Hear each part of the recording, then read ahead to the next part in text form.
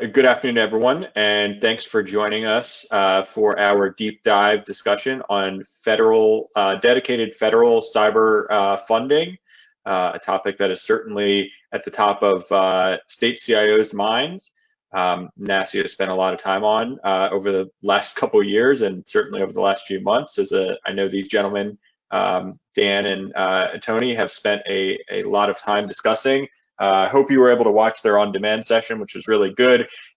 This is an informal, interactive, interesting conversation. You can turn on your cameras, as I see Angela has. Thank you for doing that. You can also submit questions in the chat. And this session is being recorded, so everyone please be on your best behavior. Dan and Tony, I'm going to turn it over to you guys. Thanks, Matt. I like the way Matt says, please turn on your cameras, but then he says, please be on your best behavior. So I'm not, maybe I'm not sure if I'd turn on my camera if that's the case. It is sort of contradictory, sorry. Yeah, not at all. Matt, thank you for giving us this opportunity in this panel session. And I'm, as ever, humbled to be joined by my esteemed colleague, who Matt previously introduced in the previous session as the legendary Dan Lawman. And then he said, I'm joined by today the legendary Dan Lawman, and then just some guy and Tony Pepper. It's like, following Dan is a tough gig. But look, this session is ultimately designed to be as interactive as you can. I think one of the things that Dan and I talk a lot about is in the current climate, and in fact, we were just talking with Matt about COVID and countries going back into lockdown and just how everyone's universe has been completely turned upside down. I think if, for 1 second, if we can kind of, outside of the real pain that many families and loved ones are going through, and actually, which is just a nightmare right now. I think also businesses are going through pain and struggle, and government organizations are going through more difficult and more struggles than they've ever in the history of government since, Dan, compared it to 9/11. Prior to that, you're going back to kind of World War periods for the level of disruption that has now taken place across local and state government, and indeed every vertical around the globe.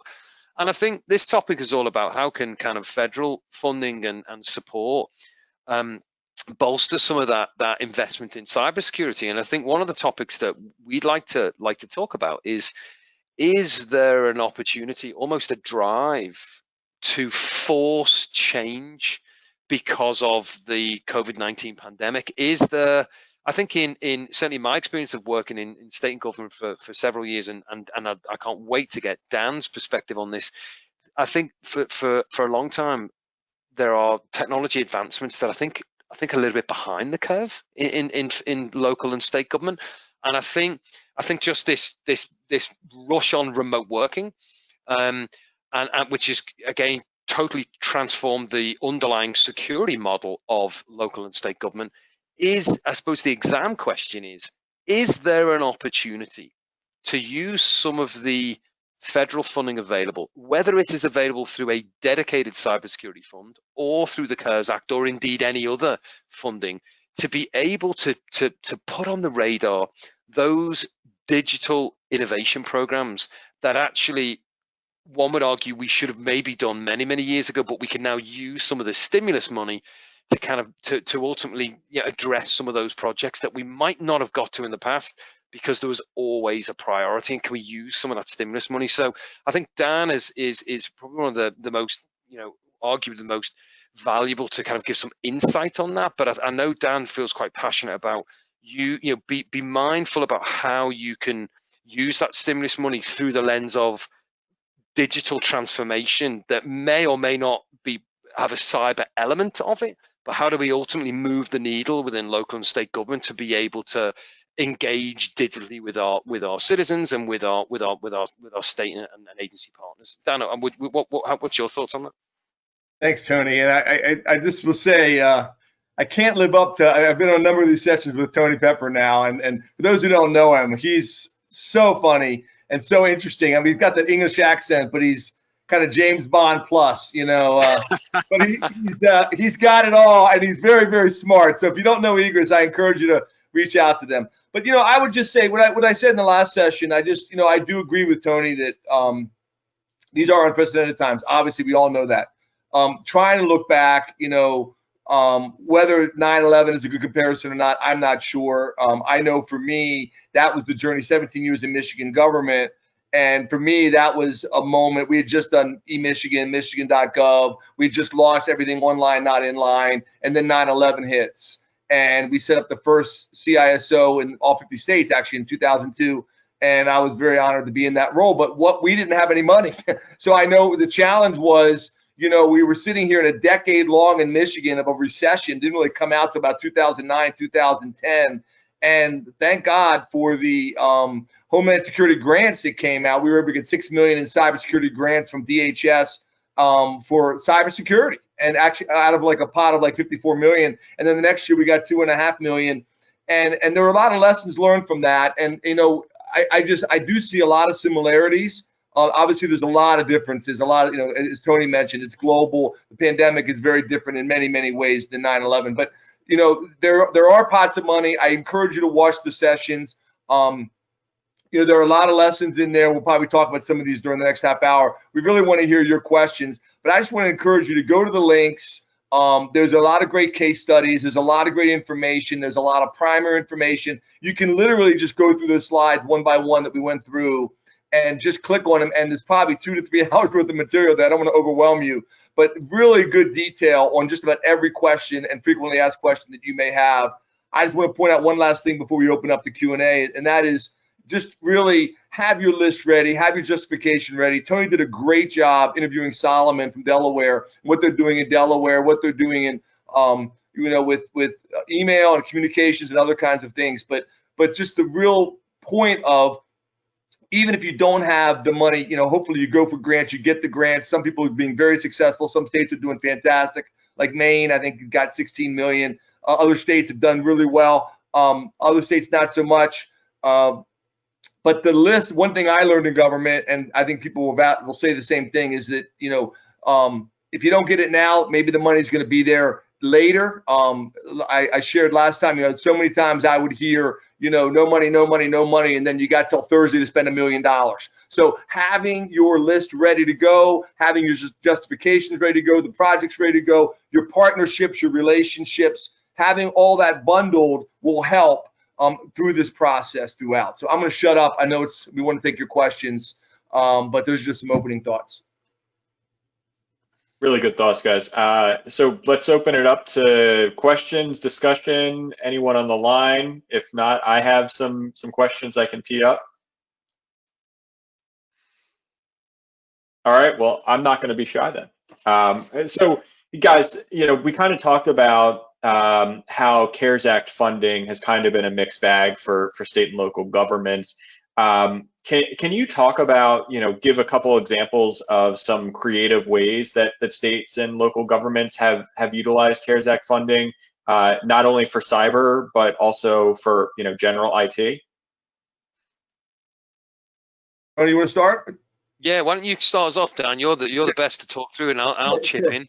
Yeah, absolutely. So as we mentioned last time, there's money set aside for, there's some questions around schools and higher ed, and there's broadband money available. I think broadly speaking, you can go to the website. I'll just mention one or two here that, there's a great Treasury website. It says CARES Act requires a payment for coronavirus relief fund can only be used for the following two areas: expenditures incurred due to the public health emergency with respect to the coronavirus. And then we're not accounted for in the budget most recently approved as of March 27, 2020, the date of the enactment of the CARES Act for state or government. And then number three, were incurred during the period that begins March 1st, 2020, ends December 30th, 2020. So it has to be spent this year. It's got to be one-time money. It can't be something that you're already going to do. But people are using it creatively. Really, the whole work from home thing, a lot of states have been able to use funding. I know for everything, literally, I know some people, especially local governments, everything from laptops to connectivity to security devices that helps them with, denial of service attacks or different types of DDoS. There are projects around, securing, broadband, different types of VPN, access, virtual private network access. I've seen projects, really kind of the gamut of anything that you've needed for the work from home world. So certainly coming back to work now, some people are opening back up again. Obviously, any materials that they need for that. I think some states really have kind of a more narrow view. And I would just highlight that part of that, and again, a lot of the examples in the links that we sent were like, I want to dive into, we spend 10 minutes on one project, and that would take up all the time. But there are like case studies in there of what different people have done. But the relationship is really key. So, how well you work with your state's CARES, the grant office that's responsible for this is really important. And making the case that this is related, really making the case that this is related to what's happened with the pandemic. And maybe Tony, you can say a few words about that. I know you mentioned that in the interview with Solomon. Yeah, well, I mean, it's a great question, Matt, and I think you're dead right, Dan. I've seen it really in two areas very, very specifically, and I think the first area is file transfer. So and let me give you an obvious example. And again, Solomon did mention it in our session, but every state and local will be going through the same challenge. It's COVID-19 test results. So it's your supply chain needing to transfer COVID-19 test results to and from local and state government. Now, the reality is that contains highly sensitive content. It needs to be transferred digitally. And if you haven't got a secure file transfer mechanism in place, then you're not able to do it. But here's what's really interesting. Under the banner of COVID-19 test results, we need to be able to share files securely which has patient information. Suddenly, all of a sudden, that is a capability to use it for other use cases. I know that Solomon's talking about it for using absentee ballots for the voting system. Because guess what? It's a secure file transfer system, right? The fact that it's being budgeted for under the banner of we need to transfer on an order of magnitude more files digitally than we've ever done before. The use cases are COVID-19 test results. In other use cases, it could be those that can't vote and actually turn up at our physical booths anymore, so they need to be able to send in their ballot. But of course, with all of the in the press around the security, the underlying security of the election, then having a secure mechanism to be able to transfer that ballot into the state's really important. So I think you've got to hook the COVID-19 test results secure file transfer. Suddenly you've got a capability across the state or across local government that actually can cater for a whole abundance of other mechanisms that have a whole series of use cases. So I think secure file transfer and file collaboration, for that matter, is absolutely critical. I think the other one is remote working, right? So again, Matt and I have talked about this. When we talk about what is every single organization on this line been affected by dramatically, people working from home. I mean, guys, look, we're all hanging out in our homes right now. We're all on this line virtually. We would have been at the NASIO event physically, maybe having a coffee and meeting for drinks afterwards and understanding really what our challenge is. And we're in a completely different universe. I think remote working is a direct impact of the pandemic.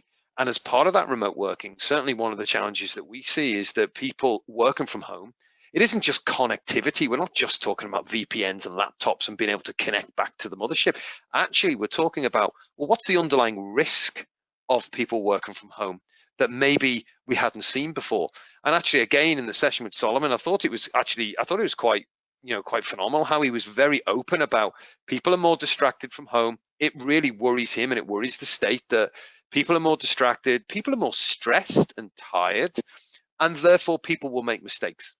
So actually one of the challenges that he wanted to figure out was how do we reduce human error for people that are working at home that are communicating more information by email than they've ever in their entire lives. So how do we fix that problem? So again, I think back to your question, Matt, I loved what you said about creativity, and I think there's been a ton of creativity in local government where they've looked at, a risk we've wanted to tackle for years is human error by email, as an example.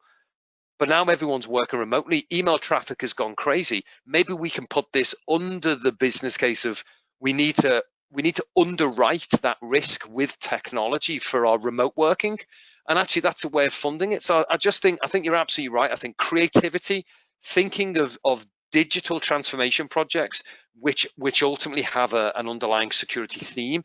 I think thinking through those things, that's certainly where I've seen, Matt, real success, where projects have been funded with one-time money from government that they never would have got round to before, and it is embracing this new way of working. I think you're spot on, right? I mean, in this virtual remote environment, everything has a greater degree of a security component. And the other point on flexible and creative uses of CARES funds is really, Dan pointed out what the Treasury Department's criteria was for allowable uses. We know some states and some local governments have been creative with their interpretations of how things are tied directly to COVID. So I think, not only in terms of what projects they're using on, but in terms of how they're interpreting it is also important to mention. And we also know that the CARES Act passed in March, 6 months ago, was really supposed to be the first iteration in some sort of, additional federal funding to states and local governments. And so, you mentioned that this money has to be spent by the end of this year. I think that was the intent for this bill, but it's not the intent for whatever follow-on legislation. Do you guys want to talk about, I hate to prognosticate because I think it makes all of us look stupid.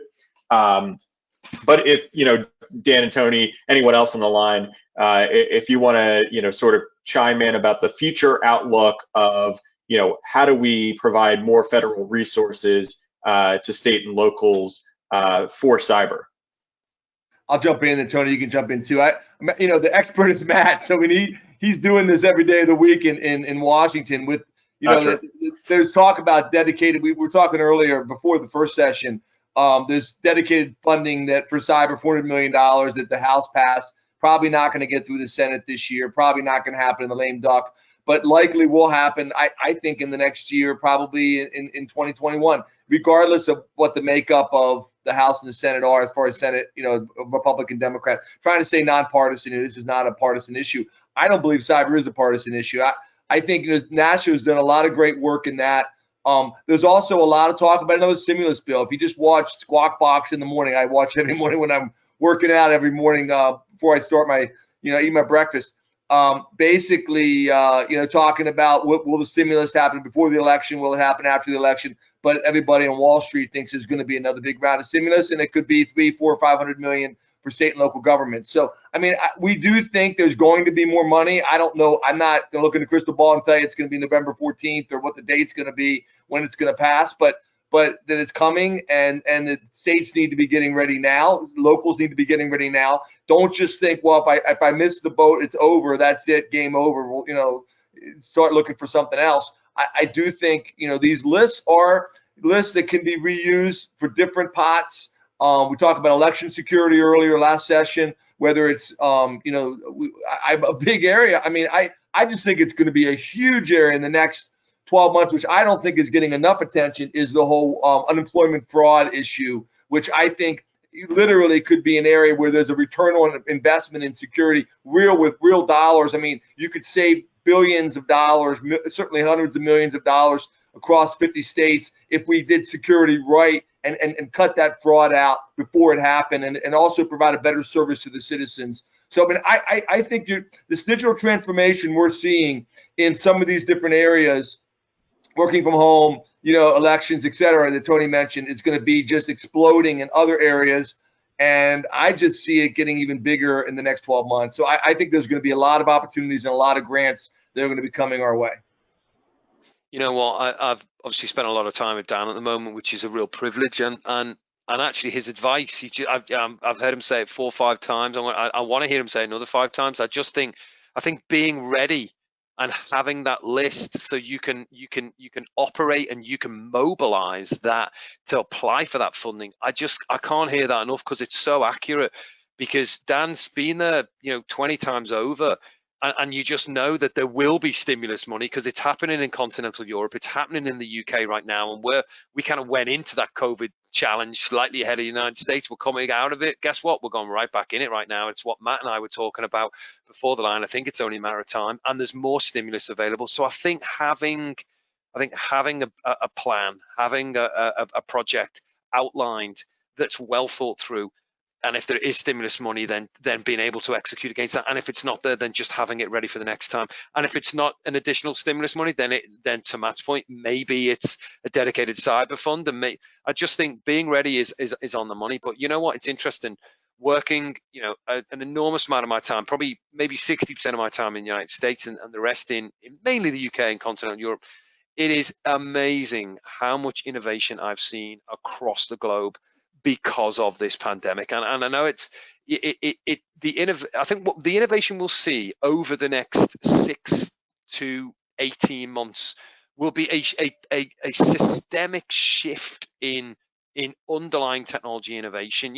So our largest single customer is the UK NHS.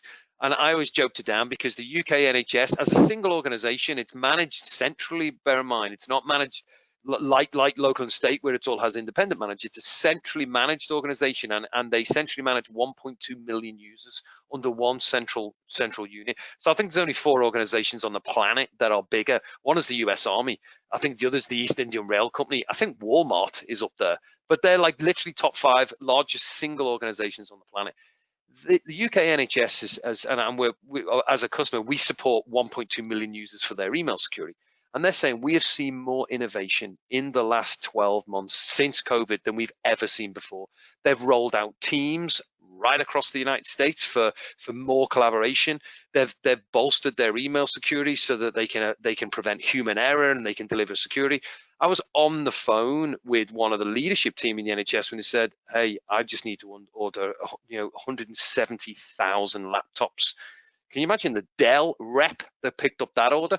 So you can, or HP. I mean, so I guess the point I'm making is, organizations around the globe are using the opportunity of stimulus to be able to take their organization to the next level in a way that maybe they've been deeply constrained in the past. And I think we've got to, there aren't many positives that we can take from this. I think that, the social aspect is potentially going to have some short, medium and long-term impacts, but certainly if there's anything to take from it, I think the innovation that we can use through some of this stimulus and being creative with our thinking is absolutely critical. Great points. Angela, go ahead. Yeah, so Angela Nordstrom with NIC. It's good to see all of you. Dan, it's been way too long. But I think, you both, Tony and Dan, you both hit, I think, on a key point. So for the past 5 years, I've been focused on NIC's federal initiatives, and now stepping back into the States, and Dan knows I was with the States before. Look, my cat just joined also. One of the things that I've really seen, and I'd love to hear your thoughts on how this has happened recently, but is this embracing of the federal and the state initiatives around cybersecurity. I came from state government. It was always, we don't want to hear what the feds have to say. There seems like this is an area where there's some rallying and connecting, and maybe we as corporate sponsors of our states can find ways to carry that voice forward, as we're talking about that next level of funding. So I think that's really it. Like, how can we make sure that we're building out that conversation of why it is so important, the seamlessness of digital government and all of these pieces. I would think that would be a powerful statement that we could put our collective resources together forward on. Yeah, Angela, great question. I'll start and then Tony jump in, or Matt. I love the cat, by the way. We have a cat as well. So, I would just say, I agree with you. And I think, I'm actually on the group, and I know Doug's involved in this, several other people in NASCIO involved with the state ramp effort, which is really kind of really a spin-off of the FedRAMP effort, which is, everyone's going to the cloud, everyone's moving to, cloud security, and then what does that really mean? And I don't know where my data is. And more and more states are getting, we don't do, there's a whole session, hours on the cloud. I don't want to go there right now, but just all the issues with the cloud and people saying, okay, as we do more and more of this, everything from using a Zoom session, and we all kind of had that little journey in America, right? With people Zoom bombing us, and I was in a church meeting where we were Zoom bombed. It wasn't pretty, so we have to do things to make sure. Okay, doesn't mean we give up on Zoom. We have to make adjustments, and I think that's happening in the cloud. I think that's happening with state governments. I think we have to, and I think state ramp is one way that's going to happen. I'm not. Well, I am endorsing it because I'm a part of it. I think it's a good effort. I think states can't be doing every state can't be doing risk assessments, and then that company, whether it's Egress or Security Mentor or anybody else, has to do that 50 times. If it's secured, if it's done, if it's right, if it's certified, that other states can then leverage that and use it. So I think that there's a lot more coming in that. There's probably going to be a whole session in a future NASCIO conference just on state ramp and what that means. But I think there's lots of examples of where security built in. I mean, I remember back in 2004, Microsoft said security is job one, and we still have Patch Tuesdays. Now I like Microsoft there, and I love a lot of their offerings. I love O365. I love a lot of what they do, and now James is there, so I love him even more because James is with Microsoft. But at the same time, I also say that security is an ongoing challenge, and it's kind of never ending. And I think we need to do more. We do need to build security in as job one. And I mentioned earlier about unemployment benefits. I mean, I don't want to dump on states because I'm a big advocate for state government IT, but we're doing a bad job right now nationwide on unemployment fraud. I mean, it's just not acceptable. It's not, and we've got to do better. And so we've got to be part of the solution in the industry and in the community, and help deliver these apps in ways that are going to build confidence. And I don't want to give a speech. You guys know that, but I 100% agree with you, Angela. Let Tony jump in. Yeah, look, I think it's dangerous, actually, interestingly enough, with innovation, because you can sometimes run at it too fast, and transformation for that matter. You can sometimes run at it too fast. And often you got to remember, technology companies sometimes they're running a bit too fast as well, right? So they often deliver for productivity first, and then they think about security afterwards. So I think for me, I think Dan's absolutely right. I think there's definitely a joined up conversation around standards. I think there's definitely a joined up conversation around how do we operate as a unified platform, whether it be state or how do we go bigger than that? I think Dan's absolutely right. It feels to me that there is an opportunity to leverage that unified view of we all need to do something to actually get thought leaders together to say, well, how do we actually unify the buying power for that matter? Never mind just the requirements to kind of go to that next level. So yeah, I couldn't agree more, Dan. We seem to have lost our video. I'm not sure what happened there. Yeah, I don't know either. Let me go back to it, Matt. Yeah, that's okay. Hey, so Dan and Tony, I think those are really good points. And then just to follow up on what Angela said, I think we heard during the plenary session this morning. We're back. We can see each other. That we only have about half the states that are budgeting for cyber, right? So states are out of necessity relying on the federal government, for better or for worse, to make up that gap in funding. And then, I think CIOs will be the first to admit, how instrumental in a lot of cases, pro bono services from corporate partners have been in helping, get through it, definitely the initial months of COVID. And I think there's definitely a partnership, maybe between NASCIO and our corporate members, and certainly the states and vendor partners, in advocating for the need to make up that money, right? I mean, we're all capitalists here, but we know that, if there is dedicated cyber funding, it is going to benefit the vendor community, and that's great. But there is that need. So I think, this is really in terms of advocacy, it's definitely a strength in numbers situation. Agreed, Matt. So we have about 1 minute. Final thoughts. I'll just give 30 seconds and let Tony have the final word. I just think we mentioned in the earlier session, you know, that keynote this morning, the plenary was great. And, you know, the top topics there, you know, what are the solutions?